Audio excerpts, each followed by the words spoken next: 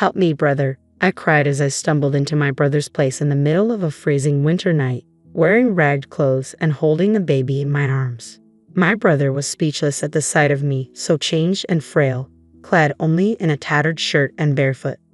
"What on earth happened?" he quickly asked, ushering me into the house and warming up the room. The baby, wrapped in my jacket, was sound asleep, but I couldn't stop shivering. "Who did this to my precious little sister?" my brother muttered through clenched teeth. "Lily, it's going to be okay now." Upon hearing my brother's gentle voice, I felt a wave of relief wash over me, as if all the strength had drained from my body. "My name is Lily, a 27-year-old homemaker with a young son. I was once a nurse until Terry, the son of the hospital director, proposed to me." Terry was kind and efficient in his work, which initially attracted me to him. "I have a brother who is 5 years older than me, and after our parents' tragic death in a car accident when I was 4 and he was in 3rd grade, he became my protector. Our parents died when their car was hit head-on by a truck whose driver had fallen asleep at the wheel. My mother, also a nurse, was working late, and it happened when my father went to pick her up. Before leaving to pick her up, my father had casually told my brother, 'Derek, I'm counting on you to take care of Lily.' These words became unforgettable for my brother, who took them to heart and has protected me ever since. We never fought. He has always been like a superhero to me. After the accident, it seemed my brother and I would be sent to separate foster homes. However, our paternal grandparents, who we hadn't interacted much with until then, took us in. When I first met our grandfather, his white hair and bushy beard made him look like a storybook Santa Claus. Seeing Derek, he muttered, 'You're the spitting image of your father,' and I believe I saw tears in his eyes. Our grandmother was a kind woman who hugged me tightly and sobbed, 'Poor child.' Later, I learned that our father had fallen out with our grandfather, leaving home in what amounted to running away. Our grandfather wanted him to continue the family business, but our father wanted his freedom. Neither would yield, and they ended up parting on bad terms. Derek and I moved to our grandparents' house nestled in the rural mountains. Our grandfather, a renowned potter, created works so famous that a single teacup could sell for thousands of dollars. Thanks to this, Derek and I grew up without financial difficulties. Our grandfather was stubborn, hated dishonesty, and dedicated himself completely to his work, while our grandmother was incredibly kind. Despite our parents no longer being with us, under our grandparents' watchful eyes, we grew up happily. Derek attended a prestigious university in the city, and I went to nursing school. We both had the chance to follow our dreams. However, when our grandmother's health deteriorated, Derek returned home from the city. I wanted to return too, but as I was still a student, Derek advised against it. Derek had always been interested in our grandfather's work, but was firmly told to follow his own path, leading him to university. I think our grandfather regretted forcing our deceased father to continue the family business and didn't want his grandchildren to go through the same thing. However, Derek insisted on being taught pottery by our grandfather. He had always been handy, making pottery a good fit for him. Besides, Derek excelled at everything: academics, sports, and he was popular among his friends. He was truly a superhero, taking care of our sick grandmother while mastering the art of pottery. While learning the trade from our grandfather, I graduated from nursing school and started working as a nurse. That's when Terry proposed, and we got married. We had a grand wedding, and what I remember most are the joyous smiles of Derek and our grandfather. Derek brought pictures of our parents to the wedding. "We all just want you to be happy, Lily, including Mom and Dad," he said, shedding tears openly. Our grandmother, too ill to attend, cried tears of joy when she saw the video of the ceremony. I felt truly blessed with a great family. I quit my job as a nurse, moved into my husband Terry's family home, and began to support him as a full-time homemaker. We had a child, and Terry was kind. Our life seemed smooth sailing, and I couldn't have imagined the hellish days that were to come. Not long after my grandmother passed away, Terry attended the funeral with me and comforted me. My grandfather's disappointment was so severe that I couldn't even speak to him. Derek, while supporting our grandfather, immersed himself more and more into his pottery. 6 months passed. "Help me, brother," I cried as I fled to my brother's place in the middle of a freezing winter night, wearing ragged clothes and holding a baby in my arms. Derek was at a loss for words upon seeing my drastically changed appearance. I was so skinny and weak, just wearing a thin, tattered shirt and barefoot. What on earth happened? He quickly let me in and warmed up the room. The baby wrapped in my coat was sound asleep, but I couldn't stop shivering. Who did this to my dear sister? Derek murmured through clenched teeth. I felt a wave of relief wash over me as if all strength had left my body. I didn't want to worry Derek or our grandfather, but I had no choice but to tell them. I began to recount the events at my in-laws' house. Terry and I had been living together, but due to my in-laws' concern that I should rest during and after pregnancy, we moved into their house. My in-laws, both remarried, seemed like a genuinely close family. Terry was the stepson of my mother-in-law. I was happy that my child and I could become part of this family. My father-in-law was kind to me, telling me to make myself at home. Having no father, his kindness was precious to me. However, my mother-in-law seemed not to like this. "You're flirting with my husband, aren't you, you disgusting woman?" she began to say. She started harassing me when my father-in-law was not around. "You're an uneducated child with no parents," she said, not just verbally abusing me but also causing physical harm. She spilled boiling water towards me, planted pins in my meals, and even tried to push me down the stairs. It was life-threatening. My mother-in-law's family had a long-standing reputation in the retail business, managing a major department store chain run by her brother.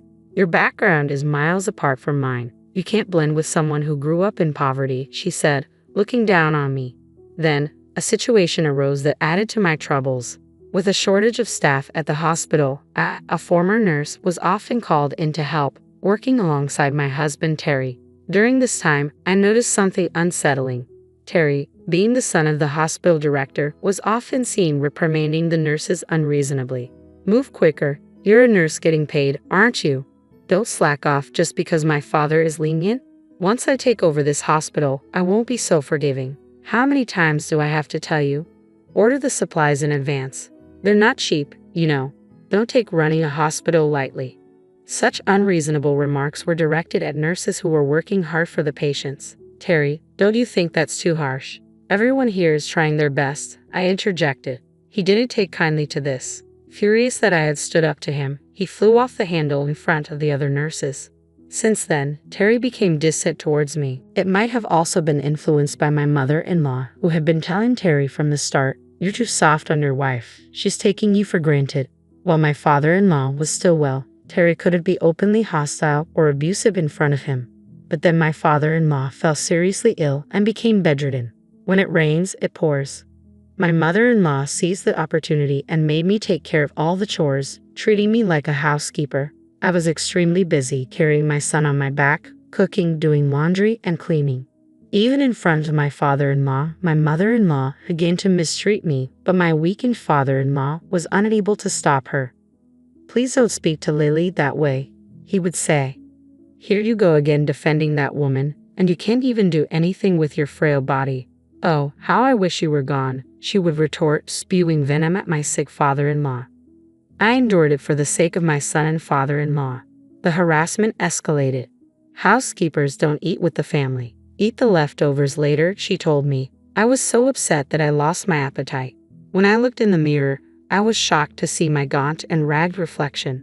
My husband said, "I only married you because you were a bit attractive, but I never thought you'd become such a shabby woman. I'm too embarrassed to be seen with you." He told me to move from our bedroom to the storeroom. How cruel can people be? My husband and mother-in-law began to verbally abuse even my son. "Of course he's not smart. Look at who his mother is," my mother-in-law would say. "His constant crying is annoying. Make him stop right now," my husband would demand. It felt as if something inside me had snapped. I had made up my mind to run away.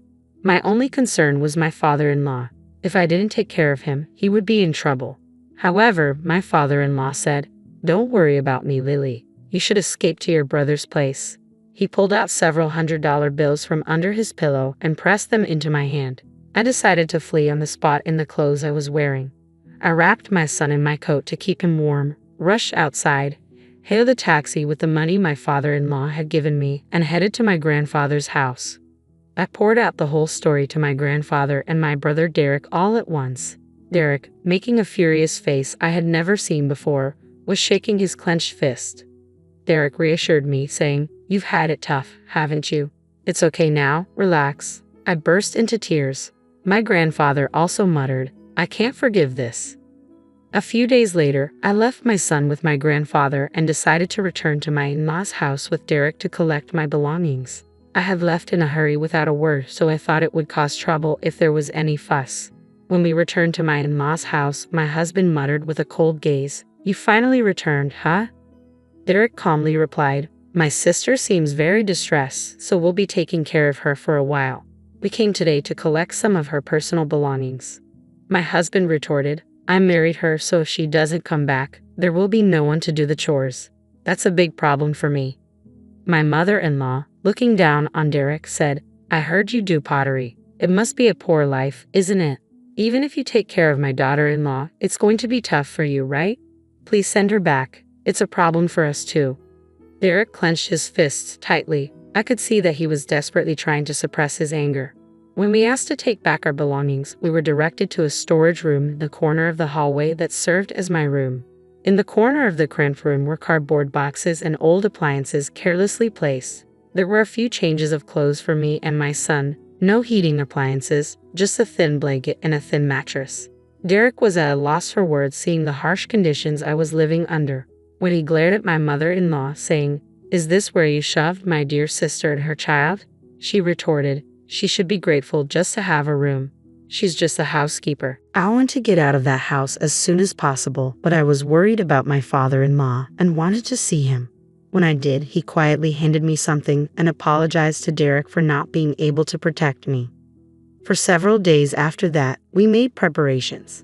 Along with my grandfather and Derek, I headed to my in-laws' house. I was determined to fight for my son. I couldn't keep running away forever.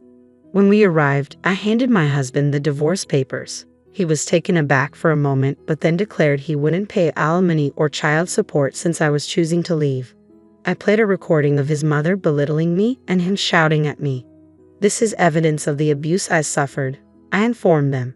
My husband and mother-in-law looked shocked, asking, "When did you even record this?" It turns out my father-in-law had secretly recorded everything to help me. He had discreetly passed the recording to me when I went to collect my things a few days before. Derek, who had graduated from law school and passed the bar exam while assisting our grandfather with his pottery work, said I could get a divorce since my husband was at fault. Derek had been actively practicing law to help those in need in our local community, and now he promised to fight for me wholeheartedly. My wheelchair-bound father-in-law showed up and handed the divorce papers to my mother-in-law. He had also recorded all the verbal abuse he had endured and was now ready to divorce as well. He preferred living in a care facility over living with my mother-in-law. Upon hearing this, my mother-in-law burst into laughter. "I'll gladly divorce you and return to my brother's house and go back to my luxurious life," she said. At that moment, my grandfather made a call stating, "I'll terminate any contracts with a family like this." It turns out the major department store run by my mother-in-law's brother was on the verge of bankruptcy. He had been eagerly trying to strike a deal to exhibit and sell my famous grandfather's pottery and was close to finalizing it. Immediately, a call came from her brother, the department store owner, severing ties. My mother-in-law blanched, muttering, "That's impossible," and sank to her knees. She finally seemed to understand her situation and started to beg. "Please forgive me. I was out of line. I have nowhere else to go. Please let me stay here, Lily. I'm sorry. Please forgive me." There was no way we could forgive her now. We all coldly stared at my weeping mother-in-law. However, just one person still didn't seem to fully grasp the situation. It was my husband. He said to me, "I'm set to inherit this hospital. If you want a divorce, I'll pay alimony and child support. I'll marry someone younger and prettier than you." But then my father-in-law said a single sentence, "The hospital has been sold." My husband's eyes widened in shock. What? In fact, Terry, requested by my father-in-law, had been pulling the strings. "Get out of here right now," my father-in-law screamed at his stepson. My husband's face turned white. He was not legally adopted by my father-in-law, who was actually his stepfather, so he had no legal claim on his stepfather's assets. On the contrary, I was legally adopted by my father-in-law, who had taken good care of me. Sensing the tide of events, my husband quickly changed his tune, pleading for a fresh start with me. I coldly dismissed him. Afterwards, my son and I were doted on and enjoyed life at my grandparents' house. He now cried less often and spent his time playing in nature, finding flowers and insects. My in-laws divorced, The audio tape proved crucial in establishing the fault of my mother-in-law. According to mutual acquaintances, my mother-in-law and husband are now living in a small rented apartment. Their attempts at finding new jobs had gone well, and they seem to be getting by on part-time work. Their days are filled with endless quarrels, each blaming the other for their current situation. My grandfather is living comfortably in a high-end senior home, and my son and I visit him often. Derek, as always, continues to work with pottery under my grandfather's guidance. My mother-in-law's brother, who wasn't at fault, had the pottery exhibition at a department store. At the exhibition, my brother met a lovely woman who was a fan of pottery, and they started dating. I expect we'll hear good news from him soon. I work as a nurse at a hospital near my grandfather's house. It was my dream to become a nurse like my mother, and now I find fulfillment in caring for my patients.